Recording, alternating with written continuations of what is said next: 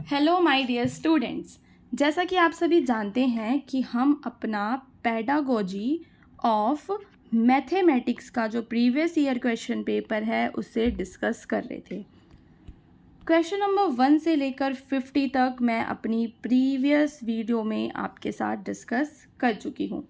अब कितने क्वेश्चन रह गए हमारे? 51 से लेकर 100 तक रह गए। सो इस वीडियो में हम उन्हीं क्वेश्चंस को डिस्कस करेंगे। तो चलते हैं अपने पहले क्वेश्चन की तरफ। जो हमारा पहला क्वेश्चन है उसके अंदर हमसे क्या पूछा गया है? हमसे पूछा गया है कि जो CCE है वो हेल्प करता है किस चीज़ की हैबिट डेवलप करने में, किस आदत को विकसित करने में CCE जो है वो मदद करता है। तो सबसे पहले आपको पता होना चाहिए कि CCE है क्या। सो स्टूडेंट्स, CCE है कॉन्टिन्यूअस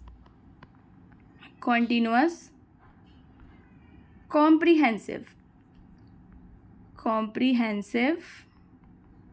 ई से इवैल्यूएशन। सो CCE का मतलब क्या है? CCE का मतलब है कि अब जो आपकी पढ़ाई होती है ना वो कंटिन्यूअसली होती रहती है। आप देखते होगे जब आप स्कूल में पढ़ते हो तो आपके यूनिट टेस्ट होंगे, फिर मिड टर्म के पेपर, हाफ ईयरली के पेपर होंगे, फिर एनुअल फाइनल पेपर होंगे। तो ये सारा CCE के तहत आता है। सो CCE है जो वो बच्चों में स्वाध्याय, सेल्फ स्टडी की आदत विकसित करता है, पाठ की अग्रिम तैयारी बच्चे करते हैं और नियमित अध्ययन भी करते हैं। तो इसका आंसर होगा उपरोक्त सभी। जो CCE है बच्चों में ये सारी आदतें विकसित करने में मदद करता है। CCE ख़त्म करने में मदद करता है याद रखना, स्व अध्याय, regular study, none of them. CCE जो है ना, बच्चों में जो ये बच्चे रट्टा लगाते हैं ना, मेमोराइज करते हैं चीज़ों को, रट्टा लगाने की जो आदत है यानी याद करने की जो आदत है, इसे ख़त्म करने में मदद करता है। CCE प्रतिपुष्टि प्रदान करता है। जो CCE है वो किसे प्रतिपुष्टि प्रदान करता है? प्रतिपुष्टि यानी कि फीडबैक। तो CCE सबको प्रतिपुष्टि प्रदान करता है, उपरोक्त सभी को। CCE इसके विकास पर जोर देता है। जो CCE है वो किसके विकास पर जोर देता है? शैक्षणिक क्षेत्र के, व्यक्तिगत क्षमता के, गैर शैक्षणिक क्षेत्र या उनमें से सभी। सो स्टूडेंट्स, इसका आंसर होगा ऑप्शन नंबर डी यानी कि ऑल ऑफ दैम। जो आपका CCE है वो शैक्षणिक क्षेत्र, व्यक्तिगत क्षमता और गैर शैक्षणिक क्षेत्र तीनों के विकास पर जोर देता है। नाउ स्टूडेंट्स, अब हम चलते हैं क्वेश्चन नंबर 55 पे, जिसके अंदर आपसे पूछा गया है कि जो मौजूदा परीक्षा प्रणाली है, जो आपकी अभी परीक्षा प्रणाली है वो इसके लिए अवसर प्रदान करती है। किसके लिए अवसर प्रदान करती है? इसका आंसर क्या होगा? Option number D. इन तीनों में से किसी के लिए भी जो आपकी मौजूदा परीक्षा प्रणाली है वो अवसर प्रदान नहीं करती। नाउ अगले क्वेश्चन पर चलते हैं कि प्रशिक्षण का उद्देश्य कक्षाओं की तुलना करना होता है तो क्या उपयोग किया जाता है? सो परीक्षण का उद्देश्य जो है, जब हमें कक्षाओं की तुलना करनी है तो हम एप्टीट्यूड टेस्ट का उपयोग करेंगे। ऑप्शन नंबर डी होगा इसका राइट आंसर। उपलब्धि परीक्षण, जो आपका उपलब्धि परीक्षण है वो शिक्षक निर्मित होता है, मानकीकृत होता है, या फिर ए और बी दोनों होता है, या इनमें से कोई नहीं। सो यहाँ पे जो आपका अचीवमेंट टेस्ट है वो होता है शिक्षक निर्मित यानी कि teacher made. Option number A is the right answer for your question 57। Now let's come to the question number 58। शैक्षणिक निदान का संबंध। जो शैक्षणिक निदान है उसका संबंध किससे है? संज्ञात्मक पक्ष के उद्देश्य से, भावात्मक पक्ष के उद्देश्य से, क्रियात्मक पक्ष के उद्देश्य से, या फिर इन सब से। सो स्टूडेंट्स, इसका आंसर होगा उपरोक्त सभी, इन सभी के साथ। अब चलते हैं क्वेश्चन नंबर 59 पे। शैक्षणिक निदान के क्षेत्र में उपयोग किया जाता है। क्या उपयोग किया जाता है शैक्षणिक निदान के क्षेत्र में? क्या इसमें से साक्षात्कार, अवलोकन या नैदानिक परीक्षण? इसका आंसर है उनमें से सभी यानी कि all of them. Educational diagnosis में इन तीनों का ही उपयोग किया जाता है। उसके बाद चलते हैं प्रश्न संख्या 60। मानदंड संदर्भित परीक्षण बच्चे के प्रदर्शन को संबंधित करता है। यानी कि यहाँ पे बात हो रही है आपके क्राइटेरियन रेफरेंस टेस्ट की। ठीक है, ये रिलेट होता है बच्चे की परफॉर्मेंस से। जो बच्चा है वो परफॉर्मेंस उसकी कैसी है, क्या उसका मिनिमम लेवल ऑफ लर्निंग हो रहा है। ठीक है, तो इसका आंसर होगा ऑप्शन नंबर सी, यानी कि लर्निंग एक्सपीरियंसेस से। जो आपका मानदंड संदर्भित परीक्षण है वह सीखने के अनुभव से प्रदर्शन को संबंधित करता है। वस्तुनिष्ठ प्रकार की परीक्षा जो अधिकतर प्रयोग की जाती है और उपयोगी होती है, किसमें होती है वो? बहुविकल्पीय आइटम यानी कि मल्टीपल चॉइस आइटम्स के अंदर। क्वेश्चन नंबर 62, वस्तुनिष्ठ प्रकार की परीक्षा की सबसे महत्वपूर्ण विशेषता क्या है? स्टूडेंट्स, वस्तुनिष्ठ प्रकार की परीक्षा की सबसे महत्वपूर्ण विशेषता ये तीनों ही हैं, यानी कि यह विश्वसनीय होती है, भेदभाव शक्ति और वस्तुनिष्ठा, ये सारे होते हैं इसके अंदर। तो इसका आंसर है ऑप्शन नंबर डी। अब यहाँ पे एक क्वेश्चन है कि आकांक्षा कक्षा 5वीं में गणित की एक मेधावी छात्रा है। निम्नलिखित में से कौन उसकी क्षमताओं को बढ़ाने में उसकी सबसे अधिक मदद करेगा? अगर आप ऑप्शंस को ध्यान से पढ़ेंगे तो इसका आंसर आप स्वयं ही कर पाएंगे। प्रतियोगी परीक्षाओं की तैयारी में उसकी मदद करना, क्लास मॉनिटर बना देना उसे, अतिरिक्त उन्नत विषयों को पढ़ाना, उसके विषयों से संबंधित परियोजनाओं को विकसित करने में उसकी मदद करना। सो स्टूडेंट्स, क्वेश्चन नंबर 63 का आंसर है आपका ऑप्शन नंबर सी, यानी कि अतिरिक्त उन्नत विषयों को पढ़ाना। ठीक है, एडिशनल टीचिंग हर एडवांस टॉपिक, एडवांस टॉपिक्स को उसको अलग से एक्स्ट्रा क्लास में पढ़ा देना। तो क्योंकि वो एक मेधावी छात्रा है तो उसको ज़्यादा अच्छे से समझ में आएगा। अगले क्वेश्चन में आपसे पूछा है, प्रतिभाशाली बच्चों के मामले में निम्नलिखित में से किस प्रकार के पाठ्यचर्या का उपयोग किया जाता है? स्टूडेंट्स, इसका आंसर है संवर्धन पाठ्यचर्या, यानी कि एनरिचमेंट करिकुलम। गणित की सबसे उपयुक्त परिभाषा क्या है? सारी परिभाषाओं को एक बार ध्यान से पढ़ते हैं। समस्या समाधान की प्रक्रिया, सामान्यीकरण के महत्वपूर्ण साधन, एक अनुप्रयुक्त विज्ञान, तार्किक तर्क का विज्ञान। सो स्टूडेंट्स, आपको क्या लगता है कि जो गणित है आपका, उसकी सबसे अच्छी परिभाषा इनमें से क्या होगी? इसका आंसर है ऑप्शन नंबर डी, तार्किक तर्क का विज्ञान, यानी कि साइंस ऑफ लॉजिकल रीजनिंग। जो आपकी मैथ्स है वो होती है science of logical reasoning. Now students, अगले क्वेश्चन में आपसे पूछा है निगमनात्मक तर्क के मूल तत्व। ठीक है, फंडामेंटल्स ऑफ डिडक्टिव रीजनिंग, इसमें से क्या हैं? सो इसका आंसर है उपरोक्त सभी, यानी कि ये सारे ही आपके निगमात्मक तर्क के मूल तत्व हैं। गणित के अध्ययन में हम क्या उपयोग करते हैं? सूक्तियाँ विधि, औपचारिक स्वयं सिद्ध विधि, आनुवंशिक विधि, ऊपर बताए गए सभी तरीके। सो स्टूडेंट्स, इसका आंसर है ऑप्शन नंबर डी, यानी कि ऊपर बताए गए सभी तरीके। नाउ अब हम चलते हैं अपने विचारों की रचनात्मक और मौलिकता किसके द्वारा विकसित की जाती है। ठीक है, होमवर्क देकर, गृह कार्य देकर, रिटर्न वर्क यानी कि लिखित कार्य देकर, ब्रेनस्टॉर्मिंग के द्वारा, या इनमें से कोई नहीं। क्वेश्चन नंबर 68 का आंसर है ऑप्शन नंबर सी, यानी कि ब्रेनस्टॉर्मिंग के द्वारा। नाउ स्टूडेंट्स, अगले क्वेश्चन में आपसे पूछा गया है कि एक समस्या केंद्रित और लोकतांत्रिक तकनीक है, इसमें से क्या है जो एक समस्या केंद्रित और लोकतांत्रिक तकनीक है? इसका आंसर होगा ऑप्शन नंबर ए, यानी कि ब्रेनस्टॉर्मिंग, जो है आपकी एक प्रॉब्लम सेंटर्ड डेमोक्रेटिक टेक्निक है। चलिए, पाठ्यचर्या निर्माण का चरण है। पाठ्यचर्या निर्माण का चरण उद्देश्यों का निरूपण, सामग्री का चयन, पाठ्यक्रम सामग्री का संगठन, या फिर ये सारे।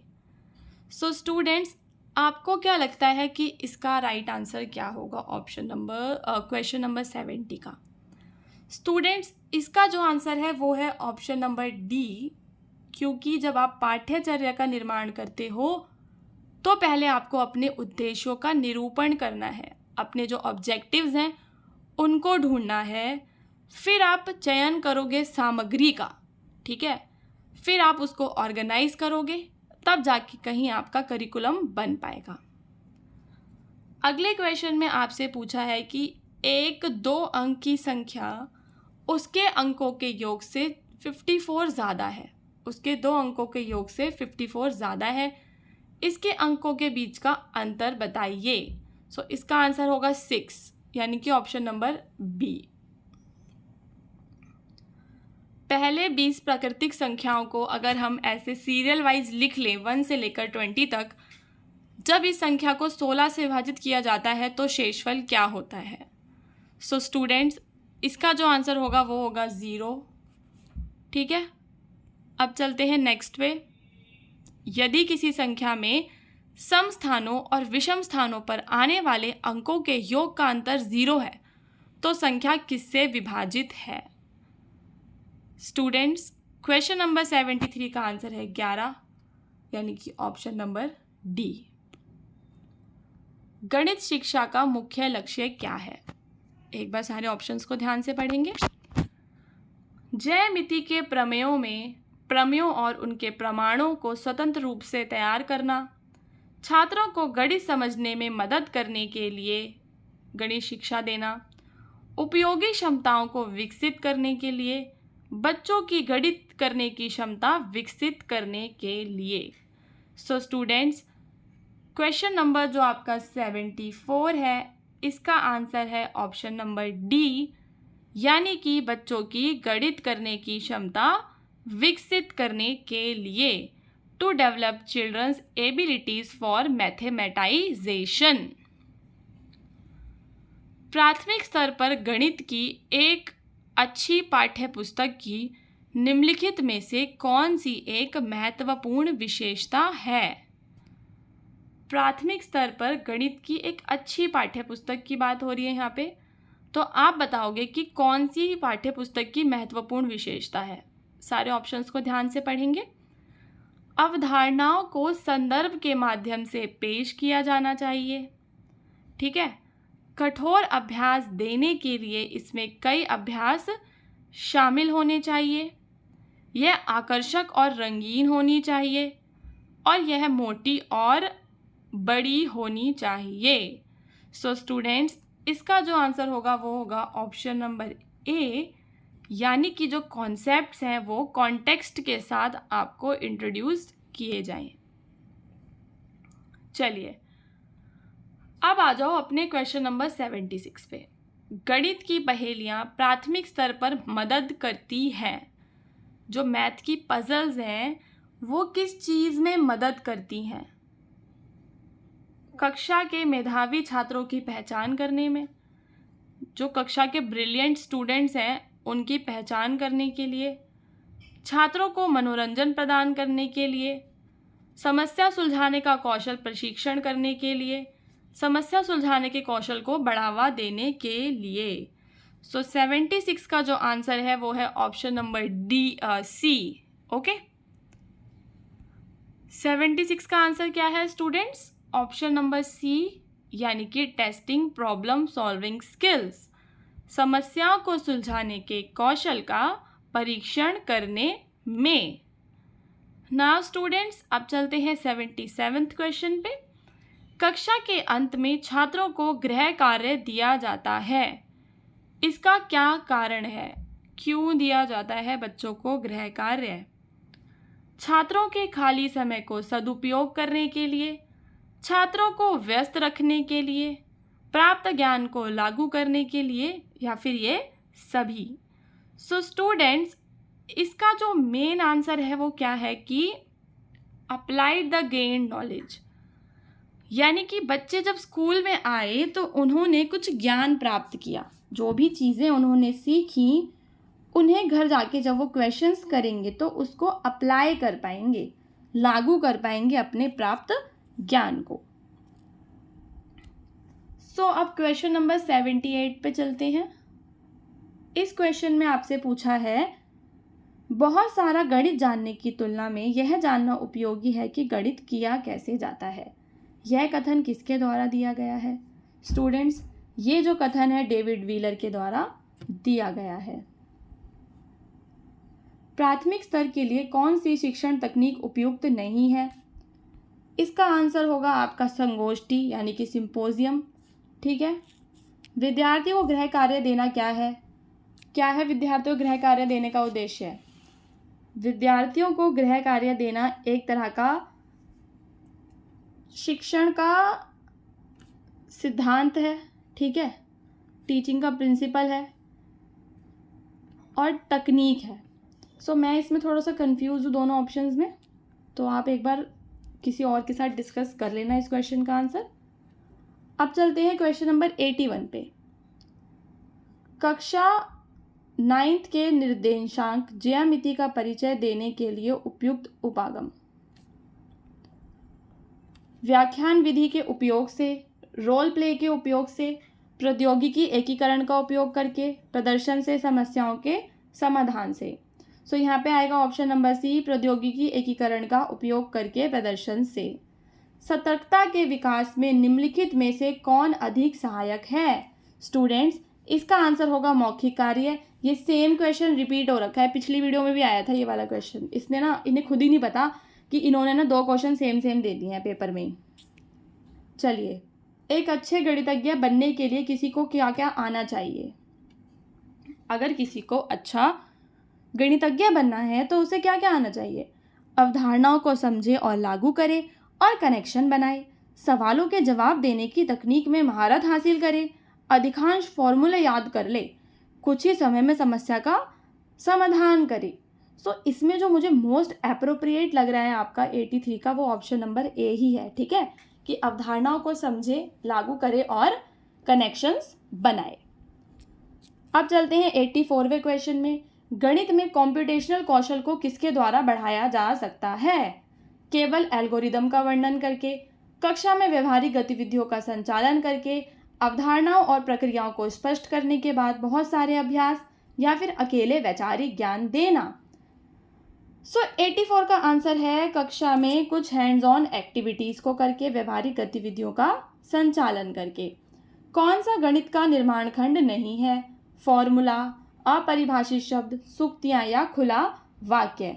85 का आंसर है ओपन सेंटेंस। ये गणित का निर्माण खंड नहीं है। चलिए अगले क्वेश्चन पे चलते हैं। Question number 86। तर्क के नियमों का उपयोग करके अनुपात के सत्य को स्थापित करना क्या कहलाता है? इसका जो आंसर है वो आपका इंटरनेट पे आ रहा है, prepositional logic. I have a doubt in this question. ठीक है, अब चलते हैं नेक्स्ट पे। गणित को विज्ञान का दर्जा दिलाने वाले जो वैज्ञानिक हैं वो कौन है? आर्किमिडीज। ठीक है, जो कि एंशंट ग्रीक के थे, इन्वेंटर इन एंशंट ग्रीक। यहाँ पे ऑप्शंस में है नहीं, तो मुझे लगता है कि शायद इसके ना ऑप्शंस गलत ही हैं। गणित के इतिहास में किसके युग को विकास का अंधकार युग कहा जाता है? यूनानी युग को कहा जाता है विकास का अंधकार युग। नियम निष्ठा किसके द्वारा शुरू की गई थी? LAG ब्रायर, रजल, डेविड हिल्बर्ट या फिर पॉइनकेयर। स्टूडेंट्स, इसका आंसर है ऑप्शन नंबर सी, यानी कि डेविड हिल्बर्ट। अब चलते हैं अपने 19th क्वेश्चन पे। किसने कहा कि गणित वह भाषा है जिसके साथ ईश्वर ने ब्रह्मांड लिखा है? ये तो बहुत बड़ी बात हो गई। किसने बोली थी? गैलीलियो ने। कौन था गैलीलियो? जो गैलीलियो था वो एक इटालियन थिंकर था। ठीक है, इटालियन थिंकर था और क्या था? एक मैथमेटिशियन भी था। मैथमेटिशियन का मतलब क्या होता है?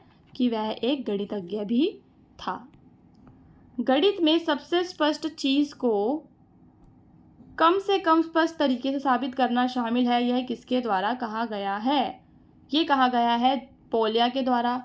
पोलिया का पूरा नाम क्या है? George polio. ओके, अब चलिए 92वें क्वेश्चन पे। गणितज्ञ बनाए नहीं जाते, पैदा होते हैं, यह किसके द्वारा कहा गया है? ये कहा गया है पॉइनकेयर के द्वारा। पॉइनकेयर का पूरा नाम था हेनरी पॉइनकेयर।